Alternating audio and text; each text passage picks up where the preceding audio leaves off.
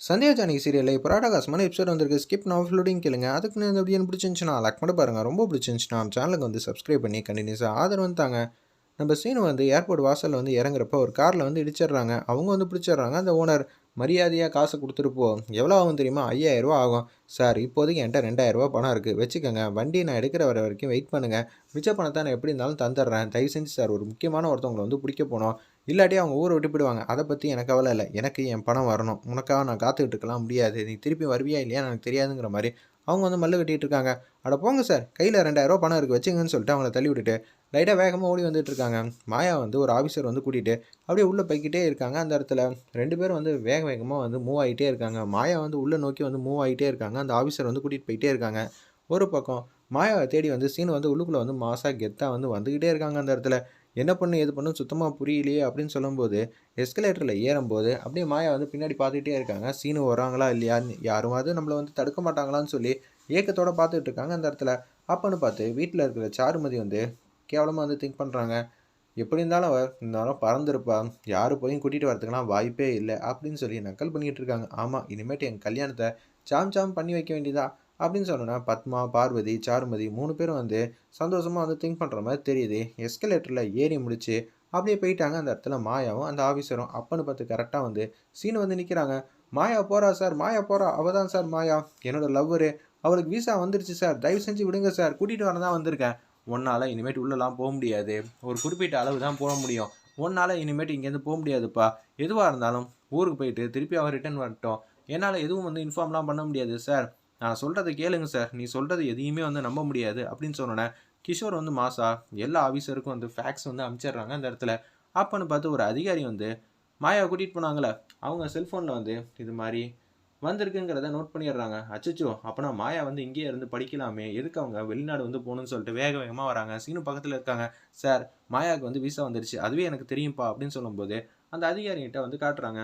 பார்த்தீங்களா, இப்போ என்ன பண்ணுறது, இப்போதைக்கு நாங்கள் யாரையும் இங்கேருந்து அனுப்ப முடியாது, அதான் எங்களோட ரூலுங்கிற மாதிரி அந்த இடத்துல பேசும்போது அந்த ஆஃபீஸரோட ஃபோன் நம்பர் எனக்கு தெரியும்ப்பா அப்படின்னு சொல்லி ஃபோன் அடிக்கிறாங்க. அந்த இடத்துல அந்த ஆஃபீஸருக்கு அந்த போலீஸ் இன்ஸ்பெக்டர், என்ன வேணும் சொல்லுங்கள், இப்போ மாயாவுக்கு வந்து விசா எல்லாமே வந்து வந்துருச்சு, அதனால் அவங்க இங்கேயே இருக்கலாம், நீங்கள் அனுப்பிச்சி வைக்கிறீங்களா அப்படின்னு சொல்கிறாங்க. அதுக்கான ஃபார்மாலிட்டிஸ் வேணும்னா எனக்கு வந்து அத்தன்டிஃபிகேஷன் வேணும், நீங்கள் அனுப்பிச்சி வைக்கிறீங்களா அப்படின்னு சொல்லி கேட்டோன்னே சரின்னு சொல்லி அந்த இடத்துல வந்து இவங்க வந்து அனுப்பிச்சி வைக்கிறாங்க. அந்த ஃபார்மாலிட்டிஸ் எல்லாத்தையும் ஒன்று அவங்க ஜூம் பண்ணி டேட் என்ன இருக்குதுன்னு பார்த்து முடிச்சுட்டு, உங்களுக்கு விசா ப்ராசஸ் வந்து இருக்குது, அது மட்டும் இல்லாமல் சீனுங்கிறவர் உங்களுக்காக வந்து வெயிட் பண்ணிகிட்டு இருக்காராம், கீழே போய் பாருங்கன்னொன்னே வேக வேகமாக வராங்க. சீனு, நான் வந்துட்டேன் சீனு அப்படின்னு சொல்லும்போது 2 பேரும் எமோஷனலாகி அப்படியே வந்து ஹக் பண்ணிடுறாங்க.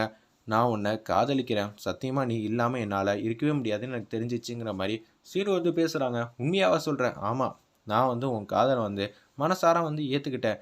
நம்ம 2 பேரும் வந்து காதலை ஒவ்வொருத்தரும் வந்து சொன்னோம், ஆனால் ஏற்றக்கூடிய நிலைமையில் அந்தந்த காலகட்டத்தில் நீயும் இல்லை நானும் இல்லை.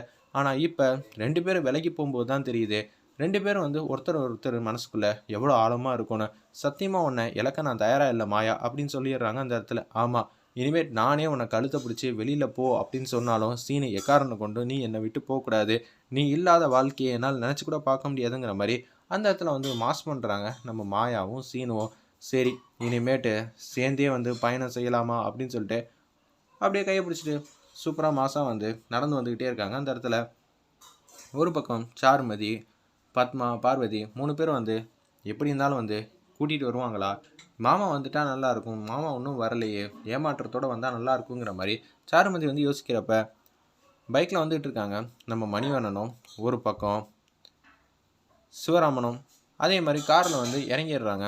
நம்ம ரகுராம் 3 பேரும் வந்து கை வீசிட்டு தான் வராங்க. மாயா கூட்டிகிட்டே வரல. என்னங்க சொல்கிறீங்க, மாயா எங்கங்க, எங்களால் ஏர்போர்ட்டுக்கு தகுந்த நேரத்தில் போக முடியல.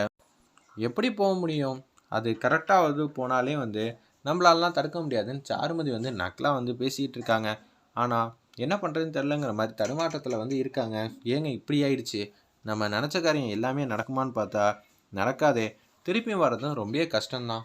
ஏன் நான் கஷ்டம்னு நான் சொல்கிறேன்னா, இது மாதிரி வந்து விசா கிடைக்காதப்ப திருப்பி அங்கே போயிட்டு அங்கே அப்ளை பண்ணி திருப்பி வாங்கி இங்கே வரதெல்லாம் நடக்காத காரியம். அதுக்குள்ளே வந்து 1 வருஷம் ஆகிடும். தனா வந்து ஃபீல் பண்ணி லைட்டாக வந்து கண்ணீர் வந்து சிந்திக்கிட்டு இருக்காங்க. அந்த இடத்துல என்னம்மா சொல்கிறா இவ, 1 வருஷம் ஆகிடுமா அப்படின்னு சொல்லும்போது 1 வருஷம் அவரோட படிப்பு வந்து கெட்டு போயிடும். அது மட்டும் இல்லாமல் என்னால் எப்படி வந்து மாயாவை பார்க்காம இருக்க முடியுங்கிற மாதிரி ரொம்ப சோகத்தின் உச்சத்தில் வந்து பேசுகிறாங்க. அப்பன்னு பார்த்து சீனு தான் ஏர்போர்ட்டுக்கு வந்து போயிருப்பான்ல, சீனு வந்து கூட்டிகிட்டு வரதுக்கு அதிகபட்ச வாய்ப்பு இருக்குது. என்னது சீனு வந்து ஏர்போர்ட்டுக்கு போயிருப்பான்னு சொன்னோன்னா 3 வில்லிகளும் வந்து மூஞ்சி வந்து போன போக்கு வந்து செம காமெடியாக இருந்துச்சுன்னே சொல்லலாம். அப்பன்னு பார்த்து பெட்டியை ஃப்ரண்ட்டில் வச்சுக்கிட்டு மாசா வந்து சீனு பைக்கில் வந்து உட்காந்து வந்துகிட்டு இருக்காங்க. அம்மா பாருமா யார் வந்திருக்கான்னு, நம்ம மாயா வந்துட்டா அப்படின்னு சொல்லும்போது சாருமதி வந்து செம கடுப்பாயிட்டாங்க. தனம் ஒரு பக்கம் ரொம்ப ஹாப்பியாக வந்து இருக்காங்க. அந்த இடத்துல 2 பேரும் வந்து ஹக் பண்ணுறாங்க. ஒரு பக்கம் நம்ம மாயாவும் நம்ம தனலட்சுமியும் ரொம்ப சோகமாக இருந்துச்சு தெரியுமா, நீ இல்லைங்கிற விஷயத்த. பெரியம்மா நான் வந்துட்டேன். ஆமாண்டா செல்லம் நீ வந்துட்டடா, நீ இல்லாமல் எங்களால் இருக்கவே முடியாது. நீ தாண்டா மெயினான அஸ்திவாரமே, இந்த குடும்பத்துக்கு நீ ரொம்பவே முக்கியம் அப்படின்னு சொல்லி சந்தோஷமாக ஆனந்தமாக பேசிகிட்டு இருக்காங்க. அந்த இடத்துல உங்கள் எல்லாரோட நம்பிக்கையினால் மட்டும்தான் நான் இங்கே வர முடிஞ்சிச்சு. இல்லைனா இவ்வளோ நேரம் வந்து எங்கள் அப்பா ஃபோனே எடுக்காமல் இருந்தாங்க. ஆனால் இப்போ எங்கள் அப்பா வந்து ஃபேக்ஸ் மூலியமாக எல்லாத்தையும் அமுச்சு வச்சுருக்காங்கண்ணா. உண்மைன்னு நினச்சி சத்தியம்னு நினச்சி ஒரு விஷயத்த நம்பணும், அது நடந்துருச்சு அப்படின்னு சொல்லி மாஸ் பண்ணுறாங்க. அந்த இடத்துல நம்ம மாயா வேற லெவலில் இருந்துச்சுன்னே சொல்லலாம். அந்த சீன்லாம் ஒரு பக்கம் உச்சக்கட்ட கோவத்தில் வந்து இருக்காங்க சாருமதி. என்னடா அவ வீட்டை விட்டு வெளியில் போயிட்டான்னு பார்த்தா திருப்பி இந்த வீட்டுக்குள்ளேயே வந்துட்டா, இவளை எப்படி வீட்டை விட்டு துரத்துறதுன்னு தெரியாமல் தடுமாற்றத்தில் வந்து நிற்கிறாங்க. அந்த இடத்துல நம்ம சாருமதி ரூமில் வந்து யோசிச்சிட்டே இருக்காங்க. இங்கே எங்கேயும் நடந்து போயிட்டு இருக்காங்க. அப்பன்னு பார்த்து சிரிச்சுக்கிட்டு மாசா வந்து நிற்கிறாங்க.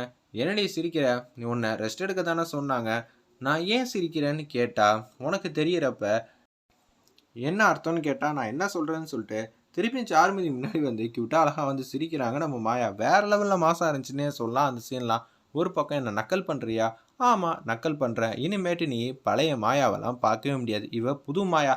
மிஞ்சி மிஞ்சி போனால் உன்னால் என்ன பண்ண முடியும், இந்த கல்யாணத்தை உன்னால் தடுத்து நிற்பாட்ட முடியுமா, இல்லை என்ன பண்ண முடியும், உன்னால் எதுவும் செய்ய முடியாது அப்படின்னு சொல்கிறாங்க. அந்த இடத்துல நம்ம சாருமதி என் கல்யாணத்தில் நீ இருந்தாலும் எனக்கு சந்தோஷம்தான், ஏன்னா முன்னாடி வந்து நான் தாலி வாங்கணும் சீனு கையால், அதுக்காக தான் நான் வெயிட் பண்ணிகிட்டு இருக்கேன் அப்படின்னு சொல்கிறாங்க. அந்த இடத்துல நம்ம சாருமதி அப்போன்னு பார்த்து கடுப்பாயிட்டாங்க.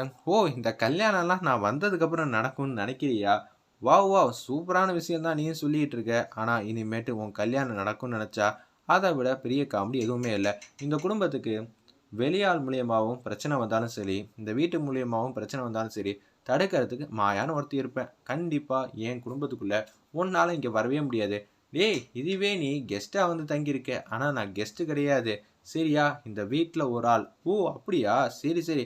அதெல்லாம் உன் கழுத்தில் தாலி ஏறினதுக்கப்புறம் இந்த குடும்பத்துக்காக நீ பாடுபடுறதுக்காக இருந்தனா இந்த கல்யாணம் நடக்கிறதுக்கு நானே விட்டுருப்பேன்.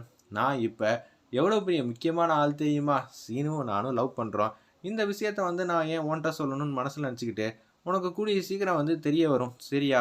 இப்போ நாங்கள் ஒருத்தவங்க இல்லை பல பேராக வந்து நிற்கிறோம். நான் மட்டும் இந்த விஷயத்த இதுக்கு பின்னாடி நீ தான் இவ்வளோ குடைச்சல் கொடுத்துருக்க, நான் வெளியூர் போகிற மாதிரி சுச்சுவேஷன் அமைஞ்சதுன்னு சொன்னேன்னு வச்சுக்கேன், வீட்டில் இருக்கிற எல்லார்ட்டையும் கோவம் எல்லாம் உன் மேலே திரும்பிடும். அதெல்லாம் நான் செய்வேனா, சே ஒன்று மாதிரிலாம் கேவலமாலாம் நான் நடந்துக்க மாட்டேன்.